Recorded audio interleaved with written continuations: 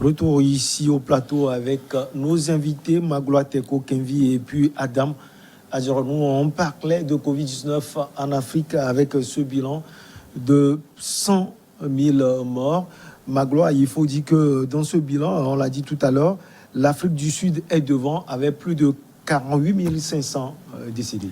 Oui, on le disait tout à l'heure, vous savez, l'Afrique du Sud, dès le début, n'est-ce pas, de cette crise sanitaire sur le continent, l'Afrique du Sud faisait déjà partie, ensemble avec certains pays de l'Afrique maghrébine, à être véritablement touchés. Je veux parler des pays comme le Maroc, la Tunisie, l'Égypte, l'Algérie.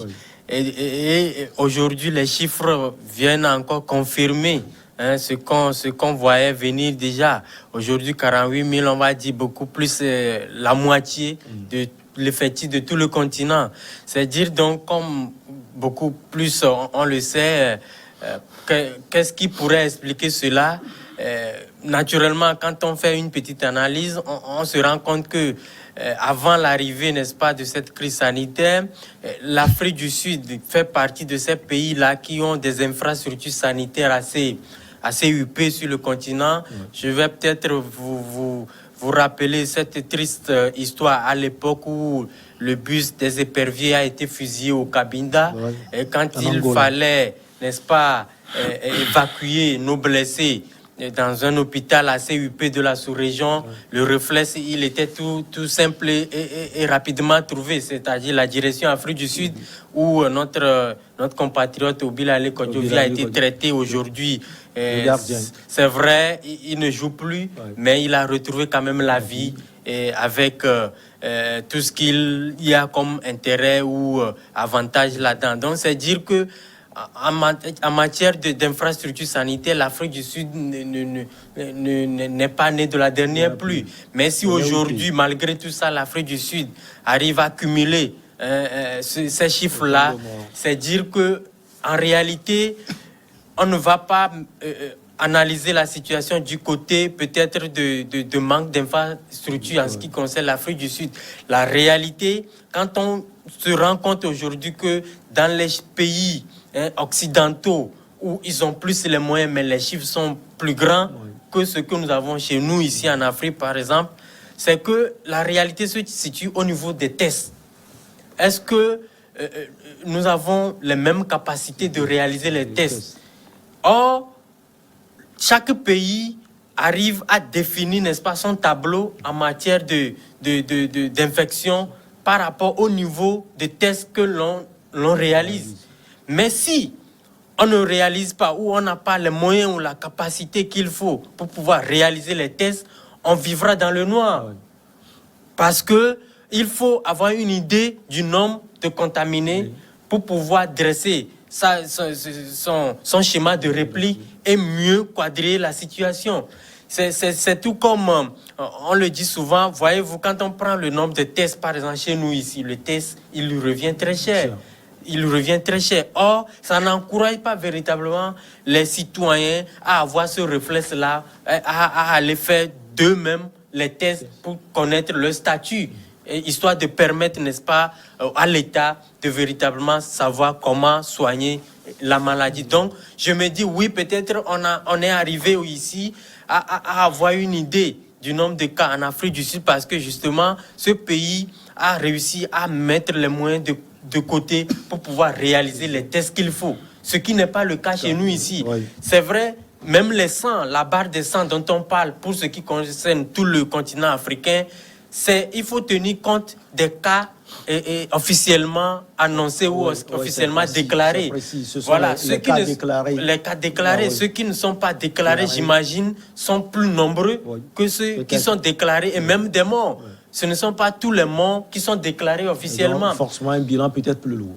On aura peut-être un bilan plus lourd parce que en Occident, par exemple, c'est ce qui fait que on arrive à s'en rendre compte que l'Occident a des chiffres plus avancés que ce que nous avons ici. Donc, mais au-delà de tout, il faut connaître le mal dont on souffre pour mieux le guérir. Donc, moi, c'est au-delà de tout, c'est une invite que je fais à nos dirigeants sur le continent, que si on veut véritablement cerner le virus et mieux le combattre, il faut autant on investit des moyens dans la lutte, autant il faut investir des moyens pour amener les gens à faire les tests. Parce que sans les tests, on ne va pas avoir une idée claire sur le champ, toute l'étendue du champ du virus pour mieux le combattre. Adam, dernière intervention sur Covid-19 et son bilan, aussi l'eau. Comme Magloire l'a dit, quand on voit l'Afrique du Sud avec les structures sanitaires et autant de morts au pays de Nelson Mandela, ça peut véritablement inquiéter au niveau des autres pays africains.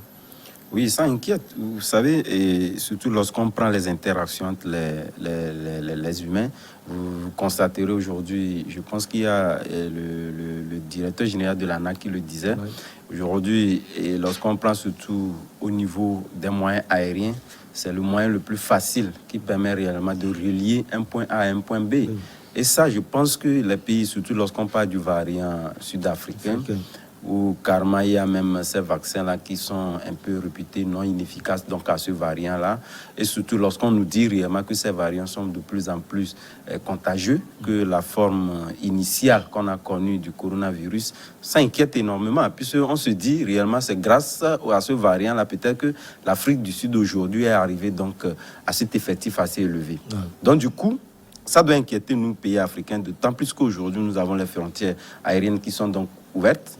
Donc il y a de quoi aujourd'hui, parce que de toutes les façons, l'OMS n'avait pas édicté dans ces mesures le fait qu'on puisse non fermer les frontières, surtout aériennes, ce qui a causé un peu des handicaps en ce qui est lié, en ce qui était le fait que ces experts ne pouvaient pas se déplacer à un point A, à un point B, etc. Aujourd'hui, désormais que c'est chose faite, il faudrait réellement donc amener ces États-là à pouvoir redoubler les systèmes, surtout en ce qui concerne les aéroports, pour éviter réellement donc que ces variants-là ne puissent affecter les autres pays.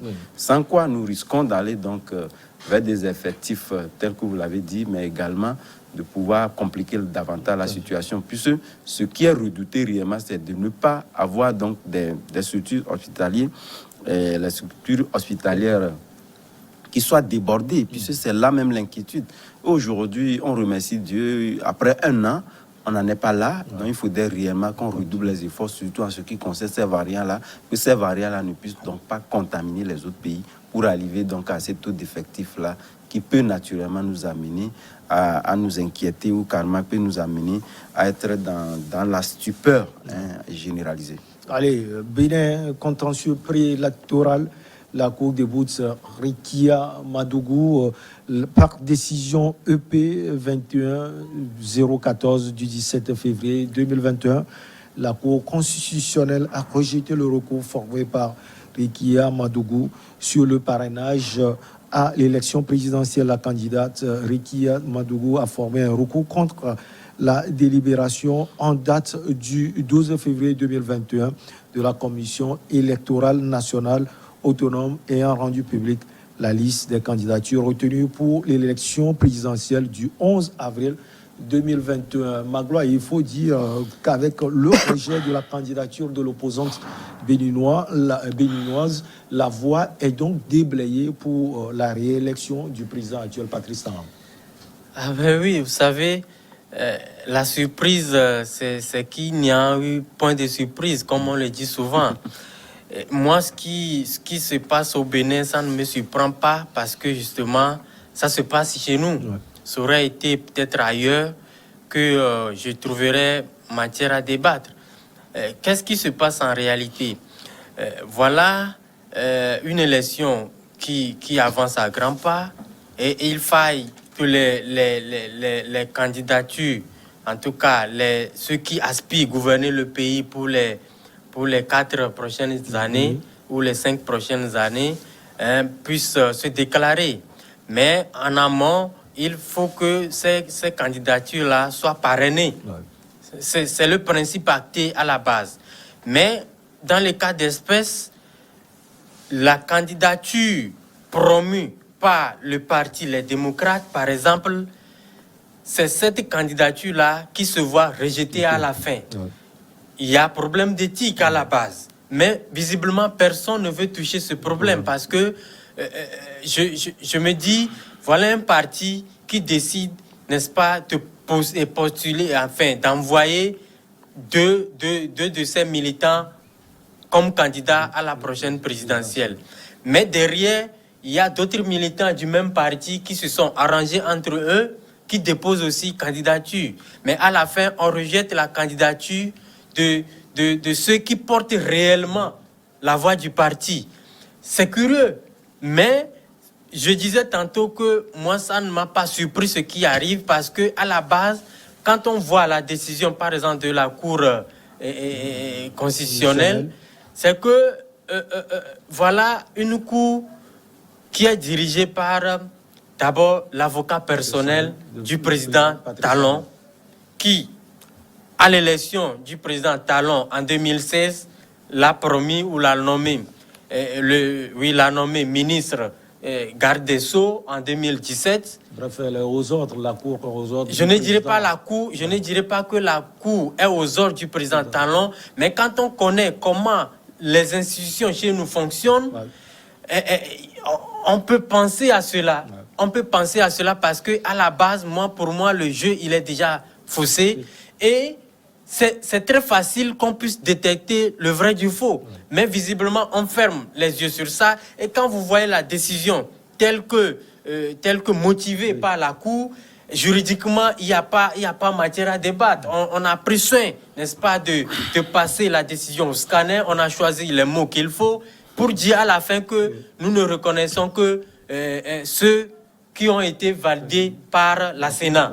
À partir de ce moment, on n'a plus rien à dire. Et c'est là où je dis que souvent, en Afrique, chez nous, en Afrique, les institutions sont aux ordres, n'est-ce pas, des chefs d'État ou des dirigeants. Et c'est l'exemple palpable de ce qui se passe au Bénin, où je vois très mal, une cour dirigée par le président, et son nom m'échappe, qui, vu sa proximité avec le président Talon, puisse valider la candidature d'un candidat qui est censé mettre réellement en difficulté le président Talon.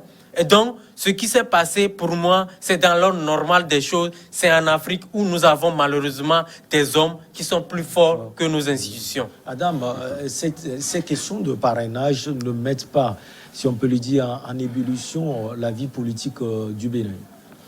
Je pense que ce sont des considérations aujourd'hui qu'il faut prendre avec beaucoup de recul. Et pour dépassionner en réalité le débat. Vous savez, moi, je ne vais pas focaliser tout mon regard sur cet aspect réel de la chose. Puisque par principe, je pense que aujourd'hui même, nos lois fondamentales sont urgentes, de telle sorte qu'on peut donc laisser les passerelles et pouvoir donc les réadapter dans l'air du temps. C'est ce qui est fait, à mon avis, qui a permis réellement, puisque ça n'a pas été décrété. Ça n'a pas été décrété par le président Talon. Il a fallu réellement qu'on puisse voir qu'il y a véritablement un problème qu'il a évoqué et que je trouve évident dans la mesure où il est parti d'une remarque en estimant qu'on ne peut pas avoir autant de partis politiques peut-être au Bénin et ces partis politiques-là, pendant certaines décennies, ne sont pas arrivés réellement donc, à faire élire un leader provenant donc de ces partis politiques-là. Ça cause problème. Donc, il part d'un chemin. Ce que je dis réellement aujourd'hui, il faudrait qu'on puisse donc se démarquer un peu des passions pour réellement aborder ce sujet-là avec beaucoup de lucidité. Et là, il a fait en organisant un dialogue, et c'est ce dialogue-là qui a acté. Encore quel dialogue? Qui a acté, naturellement, donc l'introduction de ce parrainage-là dans la loi fondamentale. Tel étant, je pense que c'est vrai, la manière dont les choses sont déroulées, il y en a qui ont estimé qu'il n'y avait pas une convergence de vues. En tout cas, il n'y avait pas équité en ce qui concerne réellement donc, les forces en présence pour qu'on puisse donc aller à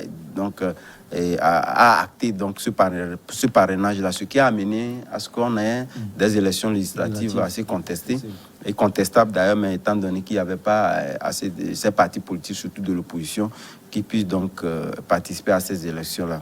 Ça, c'était un premier aspect de la chose. Mais sur ce faisant, je pense que les institutions sous-régionales auxquelles le Bénin est parti ont constaté réellement qu'il y avait, avec leur mécanisme d'alerte précoce, qui pouvaient éventuellement avoir des problèmes qui puissent surgir et qu'on puisse ne pas aller à des élections présidentielles assez ouvertes. Le jeu ne serait pas ouvert si tel qu'on ne puisse donc pas mettre en place un certain nombre de mécanismes pour permettre à chaque parti de pouvoir donc participer à ces élections. Promis d'ailleurs même par le président Talon, puisqu'il a dit qu'il y aura donc des élections assez ouvertes pour que chacun puisse participer. Et sur cet aspect, il a pris les dispositions en n'occultant pas le fait que ces députés ou ces maires-là qui, entre guillemets, d'aucuns estiment qui sont donc à sa solde, de ne pas naturellement donc parrainer les autres partis politiques en présence. Donc il a pris soin réellement, puisque aux dernières nouvelles avant, la veille même de ces candidatures ou de la clôture des candidatures, il y a un député, moi je suivais encore RFI, qui a dit lui-même personnellement a appelé donc les candidats de Yahi Boni à pouvoir donc venir, sinon leur parrainage était prêt. Donc quelque part, je pense que il serait de bon ton de pouvoir d'abord s'accommoder avec la loi fondamentale en cours et réellement de pouvoir voir s'il y a des passerelles de pouvoir donc peut-être rogner les cônes là où c'était un peu c'était anormal. Ouais. Donc ce qui n'a pas été le cas. Donc ça voudrait dire quelque part ils sont donc dressés les mentales à ne pas pouvoir accepter ces parrainages qu'on leur offre. Puisque c'était des parrainages qu'on avait donc à pouvoir donc les offrir, ils les ont refusés. Donc, quelque part, est-ce que les partis qui ont essayé donc recalé, est-ce qu'ils n'étaient pas dans une logique de pouvoir donc crier aux sorciers là où il n'y en a pas? Puisque quelque part, si tel est que nous savions que nous devons aller à des élections pour battre, comme eux-mêmes le dit Patrick Talon, je pense que quelque part, les voies et moyens qu'on vous offre, il faudrait réellement donc les saisir, il faut s'organiser et aller. Et naturellement, si vous gagnez les élections, je pense que ces passerelles sont toujours là et qui peuvent les permettre, puisque ça ne va pas se décréter. Lorsque la proposition de loi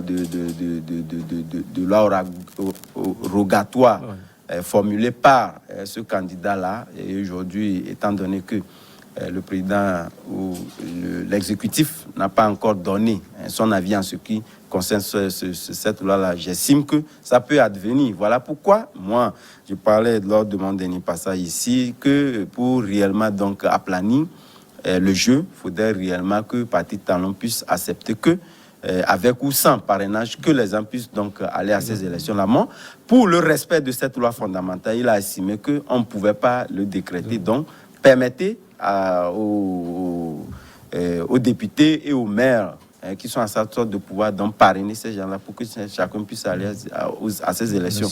Donc, quelque part, je pense qu'il ne faudrait pas trop tirer sur la corde. Il faudrait réellement également que nous constatons de visu qu'il y avait une mauvaise volonté de pouvoir d'abord participer à ces élections-là. Et donc, c'est ce qui est arrivé sans surprise, naturellement. On doit donc recaler ces candidatures-là, ce qui a été fait. Magloire, le Bénin est considéré comme un exemple de démocratie, au moins en Afrique de l'Ouest. La situation indubitablement inquiète. L'ONU a récemment dépêché des émissaires pour pouvoir aller discuter avec les acteurs politiques. Ah ben oui, voyez-vous, si ces institutions sous-régionales ont estimé qu'il était important de dépêcher des émissaires pour voir clairement ce qui se passe sur place là-bas, c'est que en amont, il y a eu de ces signes-là quelque peu inquiétants. Mais moi, je le dis fondamentalement, moi, je ne me base pas mes analyses sur des préjugés ou sur des appréhensions. Je parle des faits concrets. Moi, le président Talon, j'ai admiré, n'est-ce pas, sa détermination parce qu'on a vu comment il est arrivé au pouvoir. Il est revenu de loin, ou sinon il est venu de loin. Ouais. Moi, j'aime ce type de personnes qui ne lâchent rien. Face à l'appareil de l'État qui ne lâche rien, mais qui réussissent à réaliser leurs rêves. C'est le genre d'homme qu'il est. Ouais. Ça, j'apprécie. Maintenant, politiquement, ça pose problème. Ces méthodes, pour moi, ça pose problème. Le pouvoir, c'est autre chose. Le pouvoir, c'est autre chose. Mais en même temps, c'est là où on arrive à connaître les grands hommes. Ouais. Parce que les grands hommes, ce n'est pas les méthodes fortes, ce n'est pas parce que je suis puissant, je mets de côté tout le monde, mais c'est d'arriver à se démarquer du lot, même dans la différence. Mais c'est ce qui n'est malheureusement pas le cas avec M. Patrice Talon. Voyez-vous, lorsqu'il était arrivé, il a déjà déposé sur la table ce dossier de partis politiques qui étaient déjà assez pléthores au niveau du Bénin, c'est une évidence. C'est vrai que sur le sujet, en tout cas, sur la thématique là, il y avait vraiment sujet à débattre. Parce que quand on voit la même réalité existe également chez nous, où on a sur le papier des partis politiques en réalité qui n'existent que de nom. C'est-à-dire que vous verrez leur utilité lorsqu'il y a un dialogue politique où il faut faire des calculs politiques. Soit ils sont là pour peser dans la balance, dans l'intérêt d'un bloc politique, et c'est là où on les voit. Mais vous ne les verrez jamais participer à des élections ou être ambitieux comme un parti politique réel, en tant briguer, n'est-ce pas, des suffrages. Peut-être qu'ils n'ont pas aussi le poids pour pouvoir Ils participer. n'ont pas le poids, alors éclipsez-vous. C'est là où j'ai admiré ou aimé la pertinence du sujet posé sur la table par Monsieur Patrice Talon. Mais à la longue, on s'est rendu compte qu'en réalité, c'était l'une de ces méthodes-là pour mettre de côté, pour écarter des adversaires. Parce que ça a été quand même extraordinaire que, par exemple, lors des législatives de 2000, on va dire, quelle année déjà, 2018-2019, on a même mis de côté le parti du président qui venait de lui céder le fauteuil présidentiel. C'était quand même extraordinaire.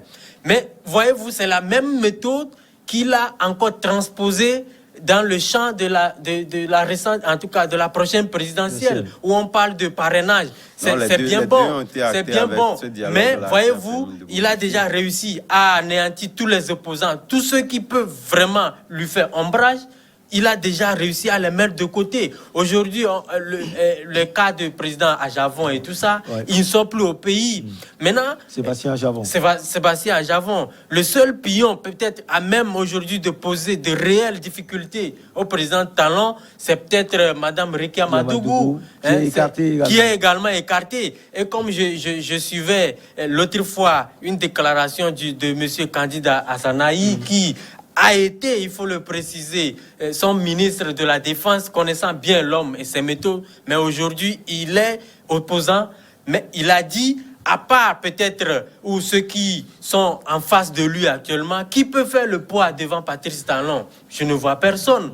Le reste, c'est du formalisme. C'est du formalisme. On ira aux élections et naturellement, on déclarera le président Talon vainqueur et puis basta. C'est pour ça, moi, je dis, si à la base, le président Talon n'avait peur de rien du tout, qu'il laisse de côté cette histoire de parrainage et affronter, n'est-ce pas, l'opposition dans les urnes et on verra. Et c'est tout ce que demande quand je vois tous les opposants, parce que au-delà de Mme Rekia Madougou, il y a également de ces opposants-là, mais qu'on dit qu'ils ne font pas poids devant Patrice Talon. Mais eux tous mis ensemble, ils ne parlent que d'une seule voix, qu'on laisse peut-être de côté cette histoire de parrainage et eux tous vont affronter dans les unes les suffrages et on verra qui est réellement plus fort que l'autre. Oui, Adam, c'est vrai qu'il y a, vous l'avez dit, hein, il y a eu des discussions en amont, mais avec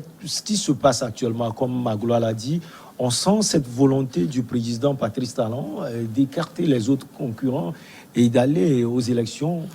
Non, tout part des tests, parce qu'il n'y a pas de raison. C'est pourquoi je le disais tantôt, il n'y a pas un décret qui a été qui que ce soit. Tout part des tests. Et ces tests-là, rien ne prévalait que personne ne puisse donc les rassembler. Il y avait une mauvaise volonté de pouvoir donc d'abord accepter, disons, ces réformes-là qui sont engagées, une mauvaise volonté, puisque comme la question est toujours d'actualité au niveau du Bénin, puisque le Bénin, pour la plupart du temps, lorsqu'on veut faire respecter les tests dans leur rigueur, naturellement, les gens essaient un peu de bouder. On revient donc à la situation antérieure. Et ici, Patrice Talon a dit, donc il a tenu de bout en bout à pouvoir leur démontrer qu'à un moment donné, si nous sommes dans un pays, il faudrait réellement qu'on ait cette culture-là de pouvoir donc respecter les tests. C'est ce qu'il a fait. Et naturellement, les gens l'ont vu donc à leur dépens, que voilà, c'est un homme qui ne recule pas. Ouais. C'est un homme qui aime vraiment donc le challenge.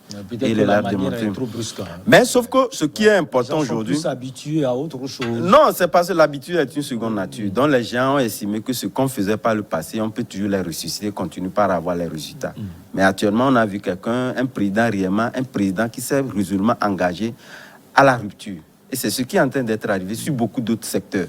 Et à un moment donné, au début, c'est vrai qu'il a été critiqué, mais à la fin, les gens, il a eu quand même une adhésion pratiquement populaire. Puisque si les gens estiment aujourd'hui que Patrick Talon, au regard des candidatures qu'il a en face, peut donc sortir sur peut-être comme une lettre à la poste, quelque part, ça voudrait dire qu'on lui reconnaît un certain nombre de mérites. Des mérites sur le travail qu'il a fait. Puisque ici, c'est de là qu'il s'agit. Puis quelque part me dire que voilà, c'est parce que Reky Amadougou et puis les autres, ou Karma Reky Amadougou, où je rappelle très bien qu'ils viennent d'un parti politique déjà divisé. Puisque là-bas, lorsqu'on prend la FDB... pas le débat, les électeurs savent qui incarne réellement leur parti. Non, puisque de toutes les façons, vous savez, le poids des partis politiques, lorsqu'on estime on va aux élections présidentielles, qu'on estime que voilà, le président sortant, lorsqu'il pose sa candidature, dont les autres candidatures ne sont que des candidatures de témoignages, moi je dis c'est faux. Les autres candidatures également sont réellement forts. Non, naturellement, ce n'est pas du justement, tu le sais. Justement, c'est parce que l'opposition... Il le sait. L'opposition, lorsqu'on ne s'est pas bien pris, lorsqu'on n'a pas réellement donc bien préparé les choses, on a tendance à toujours donc rejeter le tort sur... D'abord, vous allez voir, puisque les gens ont préparé le mental à pouvoir d'abord contester. Au même moment, ils oublient qu'il y a un résultat. Patrick Talon a un résultat, il a un bilan qui défend. Et ce bilan aujourd'hui, lorsque vous allez partout, même dans les ruelles, on vous en parle. On vous dit réellement que voilà. Donc de toutes les façons, on défend ce bilan. Oui, il peut le défendre sans mettre en difficulté. Non, naturellement, c'est pourquoi on me dit dans les urnes, le problème part des textes. À un moment donné, respectons les textes. Puisque ce dont il est question aujourd'hui, tous les partis politiques, si tel est qu'on nous sommes dans un pays où il y a la culture du respect des textes, tous ces partis politiques-là pouvaient donc rassembler et le certificat et le parrainage. C'est justement parce que les gens ont pris la mauvaise habitude et ils savent que réellement, lorsqu'on bouge, on peut toujours reculer, faire un recul en arrière. C'est ce qui les a pris de court. Or, ici, le président est venu dire, voilà, je suis un président. Ça y démontre la rupture qu'il veut réellement incarner au Bénin. Et sur tous les aspects, on le voit. Aujourd'hui, tout ce qui met souvent à dos le Bénin, qui essaie un peu dessalir l'image du pays, il a commencé déjà par couper tous ces cordons-là. Et c'est de bonnes guerres et que les Béninois, à l'avenir, je pense qu'ils prendront l'habitude de savoir que ce n'est pas n'importe qui, avec n'importe qui, qu'il faut toujours continuer avec les mauvaises habitudes à un moment donné. Il faut observer des stationnements et réellement commencer de nouveau. Et prochainement, je pense que c'est une culture également qui est en train d'être expérimentée. Lorsqu'on peut naturellement dire que voilà, c'est un recul démocratique, je me dis non. Il y a eu donc une rupture qui s'incarne et qui peut donc être aussi incarnée dans des autres pays. C'est pourquoi moi je dis cette politique-là, de partis talents, il faudrait réellement qu'on puisse l'expérimenter. Allez, on va marquer la pause. On va revenir au Magloire, juste la pause et puis le journal. On va encore parler un peu du Bénin avant de parler du Congo-Brazzaville. S'il vous plaît.